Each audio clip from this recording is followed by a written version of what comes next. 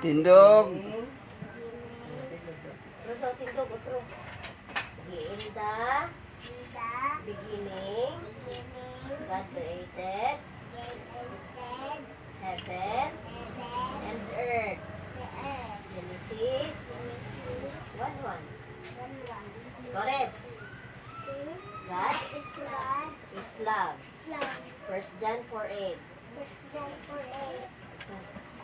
Remember the Sabbath day to keep it holy. Exodus 20 verse 8.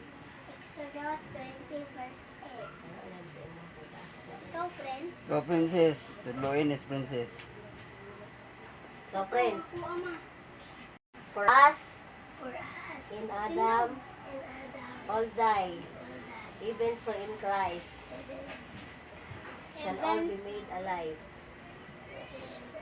1 Corinthians 15:22. Aloha mo ha. Aloha. Ano yan? 5 gani? Important. Ray siya.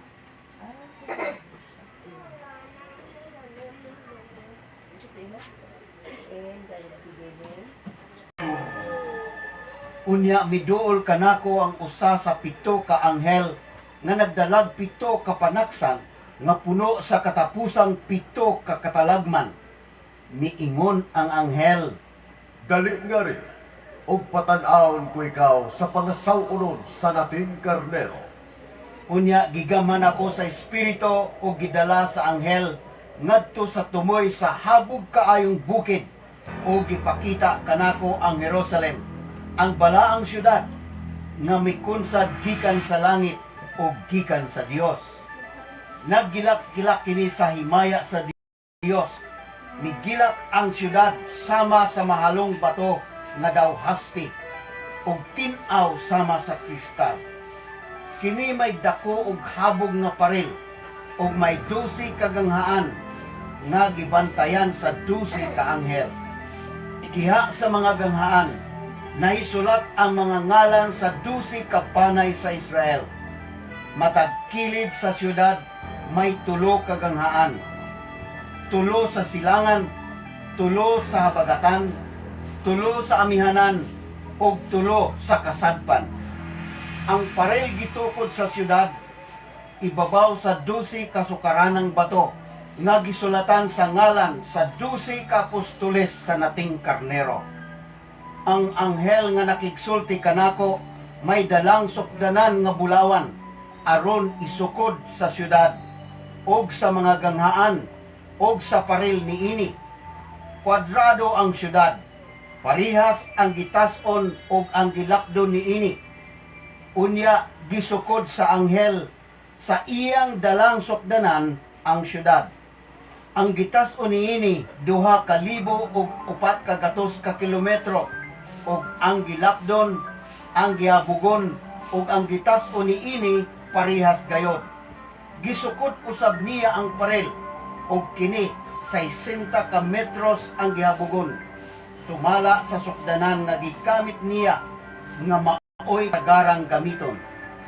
Haspi ang paril ni ini ug lunsayng bulawan ang tibuok syudad ug tin-aw kini sama sa kristal. Gidayan-dayanan sa tanang matang sa mahal nga bato ang mga sukaranan sa paril sa syudad. Ang una, haspi. Ang ikaduha, sapero. Ang ikatulo, agata. Ang ikaupat, esmeralda. Ang ikalima, onese. Ang ikaunom, cornalina. Ang ikapito, krisolito. Ang ikawalo, berilo. Ang ikasiyam, topasyo. Ang ikanapulo, krisopraso. Ang ikanapulo og usa, jacinto. Ang ikanapulo og duha, amatista. Ang napulo og duha kaganghaan, pulos perlas. Ang matag ganghaan hinimo gikan sa usa ka perlas.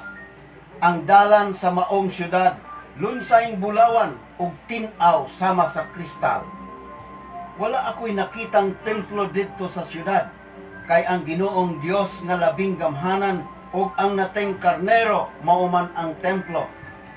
Didto wala na kinahanglan ang kahayag sa adlaw ug sa bulan, kay nagdan-ag man niini ang himaya sa Dios, ug ang nateng karnero maoy suga didto.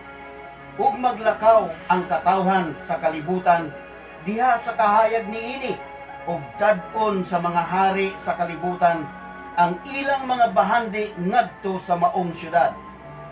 Binuksan sa tibok adlaw ang mga ganghaan niini, ug dili kini sirhan kay didto wala na may gabi.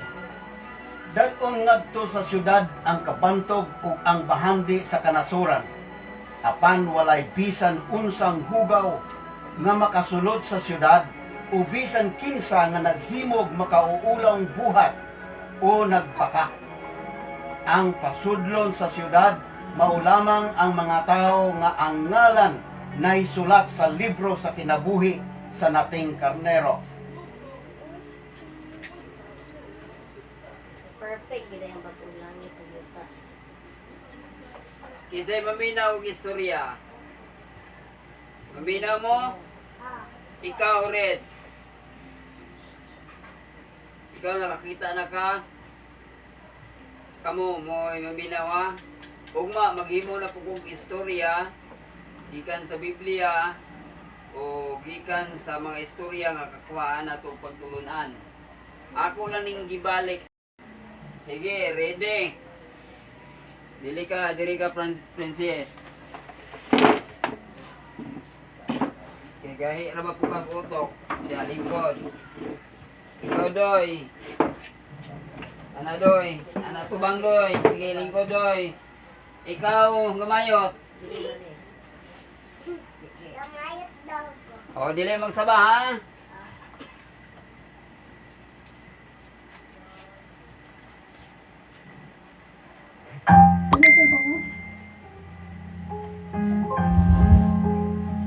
Ayoko mang gawin to pero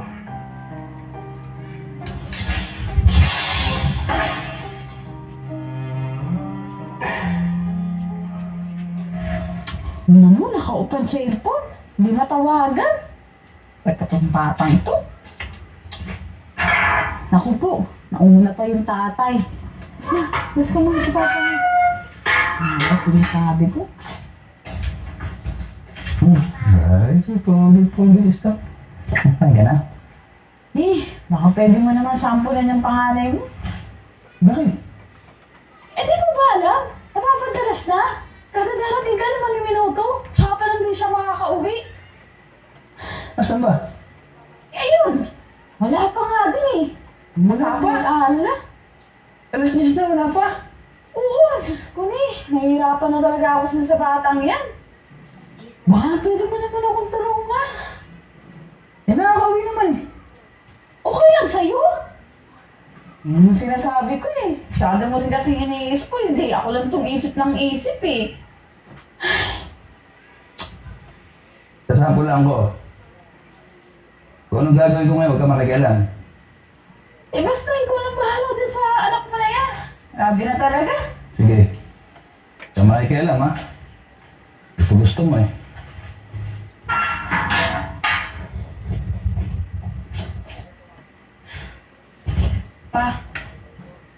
Papa, pasensya na po. Ngayon lang po ako nakauwi. Tinapos na po namin yung project po namin. Ito. Okay lang yun. Kuha mo na. Para pagod na pagod ka eh.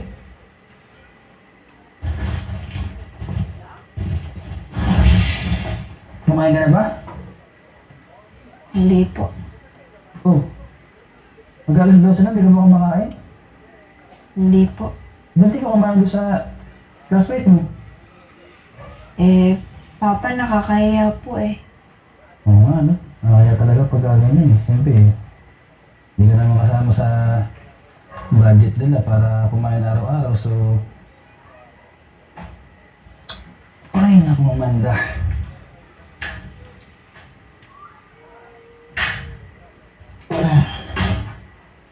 Bakit? Hindi ka makontak ng nanay mo. May cellphone ka naman. Kaya nga binali yan, di ba?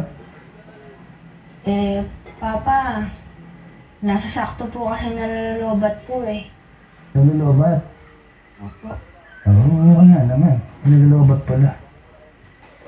Papa, last naman na po yun na project. Ay, hindi. Huwag ka mag-explain ako na sa akin. Ilan yung kasama mo ngayon? 4 po. 4 kayo. I-PM mo isa-isa.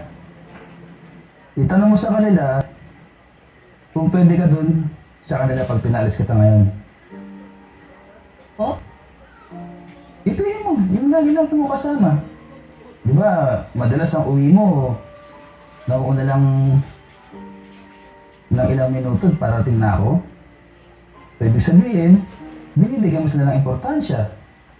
Ibig sabihin, wala kang pakialam sa nanay mo rito sa gawain bahay. Ibig sabihin, mas masaya ka dun. Ngayon, tanungin mo sila kung sino sa kanilang 4 ang tatanggap sa'yo pag pinalis kita ngayon. Sige na! Ipayin mo.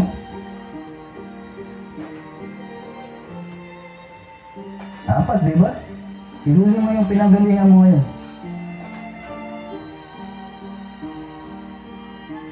Pa, Oh, nasabi ni Isa. bawal daw po. Magalit daw po yung nanay. Ay, yung isa, bawal. Oh, di ba? Oh, may 3 pa. Huwag ka mawala ng pag-asa. May 3 ka pa, ano? Oh, pino ulit. Papa, ito naman pong isa. Ayaw daw po nila kasi baka madamay daw po sa problema. Oh, dapat kasi hindi mo sinabi ng problema. Ba't sinabi mo kasi ng problema? So, dalawa na lang. Oh, sige. Yung dalawa, baka sakaling yan ang tutulong sa'yo. Papa, yung isa po, sabi niya po, sa iba na lang daw po. Bawal daw po sa kanila. Bakit daw bawal? Papa, nakikitira lang din po sila. Oo nga naman, siyempre. Kung nakikitira ka lang sa isang bahay, tapos magdadagdag ka pa ng palamunin, hindi naman sa inyong bahay, eh nakakaya nga naman yun. Eh last, yung may bahay, yung pinagalingan mo ngayon, diyan ka madalas, di ba? Yan yung reason kung bakit ginagabi ka na uwi. Naku, sana tulungan ka niyan. Tagal naman yan. Eh, Papa, ito naman pong last. Ayaw po sumagot, Papa. Sin lang po ng sin. Oh, sila lang sin, pero pagka kasayahan yung usapan nyo, Ang bilis na magsagutan.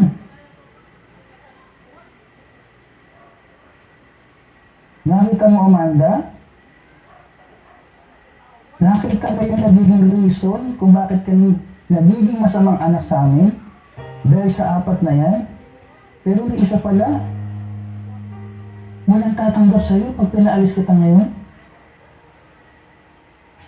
Yung 4 na barkada mo na yan, na masayang masaya habang kasama ka, habang yung nanay mo rito hirap sa gawaing bahay. Na yung 4 na yan, may isa dyan wala naglaban ng uniforme mo yan. May isa sa 4 na yan, wala nag-alala sa'yo. O naglagay ng bimpo sa ulo mo pag may lagnat ka. Puro nanay mo, di ba, Amanda?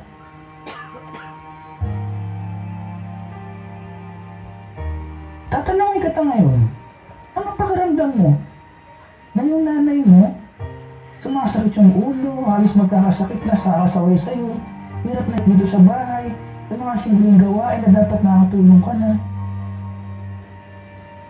Sa edad mong ganyan, 16. Sobrang ata siguro yung bait ko sa'yo. Kasi alam mo ako dati, walang-wala yung katigasan ng ulo mo. Grabe ako saktan ng lolo't lola mo, pero hindi ko ginagawa sa'yo, pansin mo?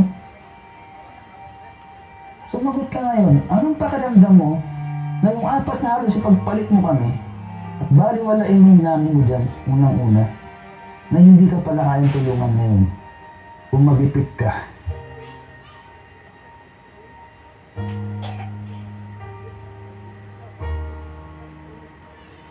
Hindi ko po alam yung masasabi ko po, Papa. Pero, ayaw ko din po kasing umalis dito. Oh, ayaw mo pala umalis dito. Eh, bakit inaabot ko na alas 12 ng gabi sa kalye? Alas 5 lang ang uwian mo. Ayaw mo pala umalis dito. Pero pagtapos ng school mo, ayaw mo umuwi dito ng maayos. Ayaw mo umuwi sa oras. Tingnan mo, wala ka pang kain, alas 12 na. Yung nanay mo, nagluluto na ng maaga para pagdating mo galing eskwela, may kakainin ka, may kakainin tayo.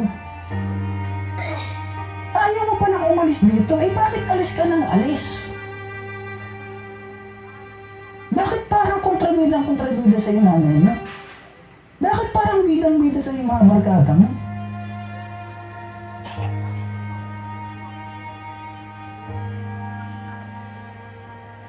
Tingnan yung cellphone mo.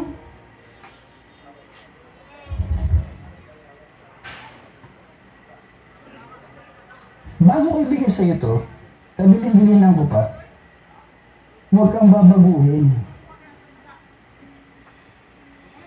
Huwag kang magpakontrol sa cellphone, yung tipong hindi ka na maaasahan dito. Binigay ko sa ito kasi masipag kang bata. Tumutulong ka sa nanay mo dati. Isang tawag lang, sagot ka agad. Magmula nang dumating to, lahat yun nawala. At ngayon, palala ka ng palala, alas 12 na ng gabi. Hindi yan uwi. Ha? Yung matinong estudyante.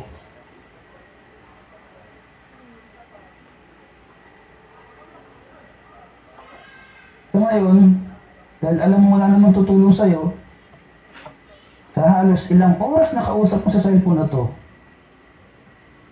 at ilang araw mong ginagawa pa ulit-ulit na hindi umuwi sa oras, eh parang ito nga yung naging problema natin. At parang masisisi pa ako ng nanay niya.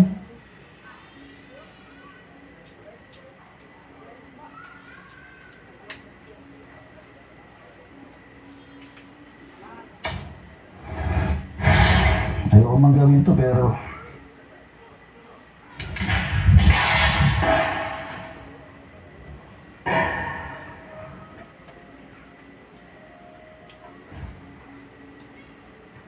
kahit ilang libo ang ginastos ko, ilang overtime ang ginawa ko, halos hindi ako kumain sa oras, mabili ko lang yung cellphone na yan na ginawa kong reward sa'yo.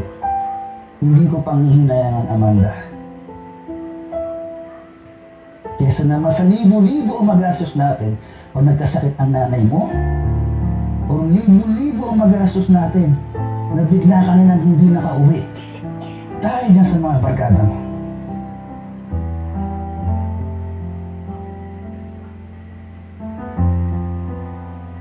Meron ka. Pinapangaralan na kita. Ngayon alam mo na kung anong klaseng tao yung mga pinagpapalit mo sa nanay mo.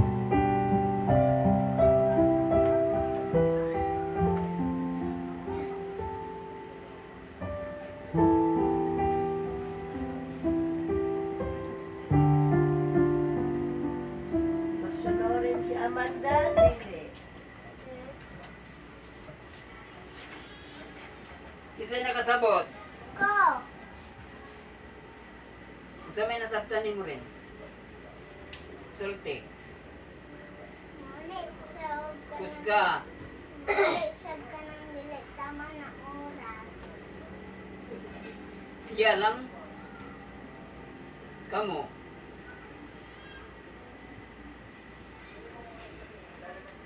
Unsa day ang tamang oras nga muli sa balay ug gabi na? Otso.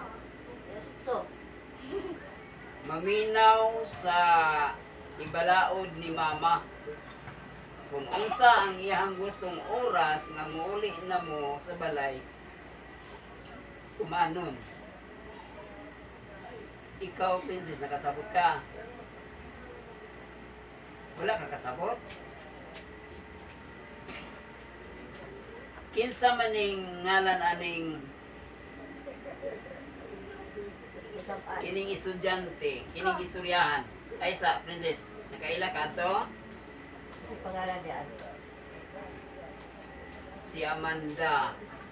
Atong estudyante si Amanda. Unsa nang orasa day siya ni uli? Las 12. 12. Alas 12 sa gabi. Si Princess, pwede po ka na. Wala ka, aron bang testaan niya ang gabi eh. Looy kayo rin ha. Ang iyang mama, alas 10 pa lang, sige kontak ni Amanda. Dili ko kontak. Alas 5 pa lang, naghikay na Oh, siya. ikay na yung mama. Eh, muli yung estudyante. Nabot yung papa, alas 10. Si Amanda, wala pa. Sige siyang tawag, sige tawag. Hantod na ni alas 12. Ngutana ko ni mo rin, kanang alas 12 rin. Tingkuli pa ba nagtarong ng tao? Tarong ng babae, tarong ng estudyante? Kasi buhaton o alas 12 na sa gabi eh. O di ba matugay ni si Amanda napas kalsada. Sinabik ikaw. Muli kag alas 12. Naay mo kalit og dira nimo. Patyon ba ka o unsaon ba ka? Kauli ka ba ka balay? So unsay ginaingon ako nimo, di ba? Og mutongtong ng gabi. Uli ng balay. Dili Sundon na, sundon unsay gipayo ni mama. wa ka kabalo laglaga basketballan, bilahon ka kalit. Dalawang ka atong Dili na to sundugon si Amanda nga nalulong siya dito siyang barkada. Nakalimot na siya oras, wala siya kaon. kalintan ni Naabot mama. na tungang gabi, nalimta na niyang mama nga ang iyading mama dito nag-alala na nga wala makauli si Amanda nga iyang anak. Busa sa oras nga gisulti sa inyong mama nga kamong pauli, muuli gyud dahil mo kay paabuton man mo sa inyong inahan. Hindi sa asa pa mo adto. Tanawa. Ugma, maghimo na po taglaing istorya, akong i-upload dire. Ato na pong paminawan. Giyon sa ang cellphone man. Nagaita mo nindot na istorya. Anong gilabay man? Na ay pulos ang cellphone, wala. Si Amanda, gitagaag cellphone siyang papa kay sa primero di ay pugihan siya nga bata. Bataan man siya. Moto gi-reward ang cellphone. So naabot ang cellphone, wa naman siya na maodi. Giwala ang nakapabag-o sa iya. Nya sa may moral lesson sa imo naton-an rin, story rin. Sa imo moral lesson ato. Ano sa imong naton-an ato? Sige gyud puglaag gabi eh. Tanawa, ang sige mo siyang papa, gipachat ni si Amanda kung kinsay mo dawat niya o di na barkada di dawat. Di ba wala? Na? Wala. Pila ka mo kay barkada? Upat. Upat. Oh. Lagi isa ni dawat. Wala. Gyud unsa ilang giingon? Sige yun sa mga barkada ni Amanda. Dili, pwede. Di ba, bawal? Oo. Oo na. Pagpalit,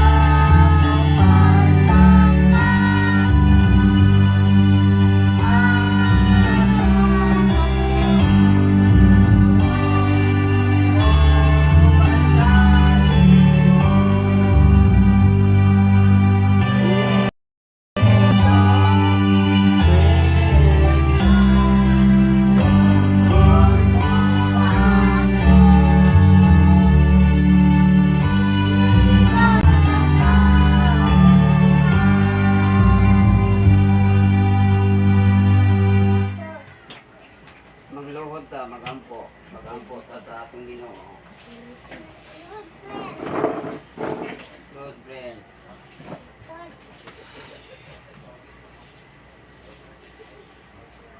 Ngayong gabi, amahan. Pasalamat kami ng mga oras sa karon. Kanya kami nakahimos pagtuon na nakanimo. Salamat sa tibok adlaw imong yubanan kami. Bigkay mo kami sinagadayan mga katalagman na disgrasya. Yatagan kami kusog kabaskog mga panalangin. Ikan ka namang mga dagko ngadtos mga kabataan. Salamat kaayo ning tanan naman. O sa usa ka istorya na nag-relate sa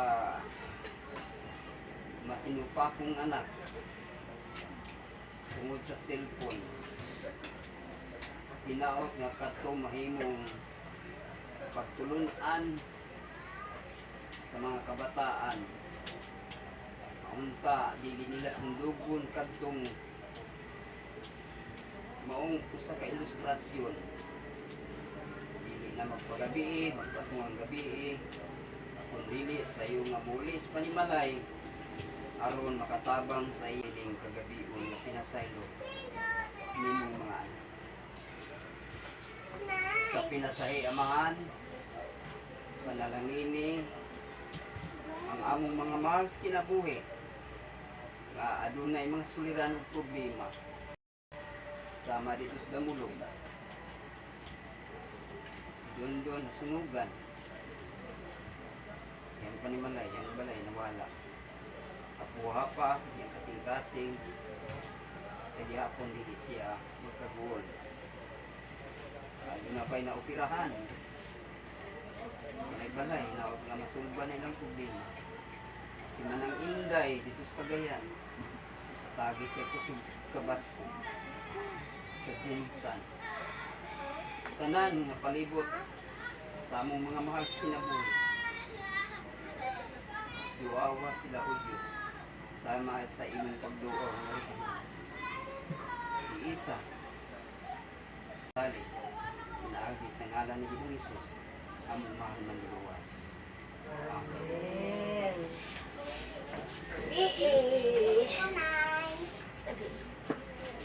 Bilis na tayo! Bilis na tayo!